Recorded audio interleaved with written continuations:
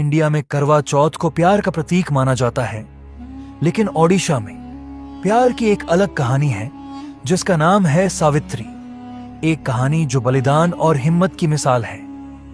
कहानी शुरू होती है सावित्री से, मद्र की राजकुमारी, राजा अश्वपति की बेटी।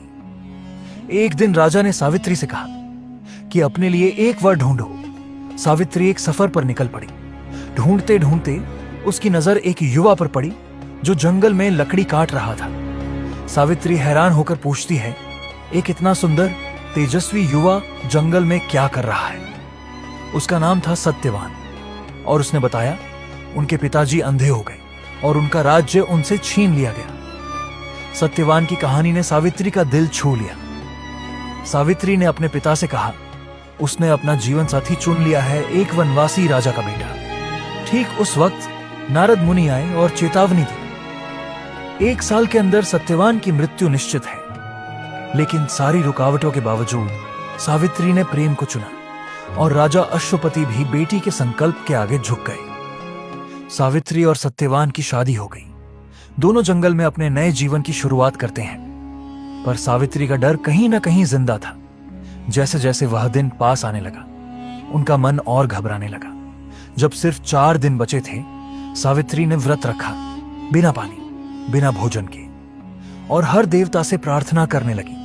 जब वह दिन आया, सावित्री ने कहा, मैं सत्यवान के हर कदम में साथ हूं। पर सब कुछ करने के बावजूद सत्यवान जंगल में बेहोश होकर गिर गया और यमराज उसकी प्राण लेने आए।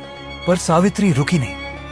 वह यमराज के पीछे चली गई और उसने यमराज से बातचीत की, धर्म पर, प्रेम पर और अपने सच्चे संकल्प पर। यमराज प्रभावित हुए और बोले, मांगो 3 वरदान, बस पति की जान छोड़कर। सावित्री ने मांगा अपने ससुर की आंखों की रोशनी, अपने पिता के लिए 100 पुत्र और वह खुद भी 100 पुत्रों की मां बने। यमराज ने कहा तथास्तु, और फिर समझे जब तक सत्यवान जिंदा नहीं रहेगा, सावित्री मां कैसे बनेगी?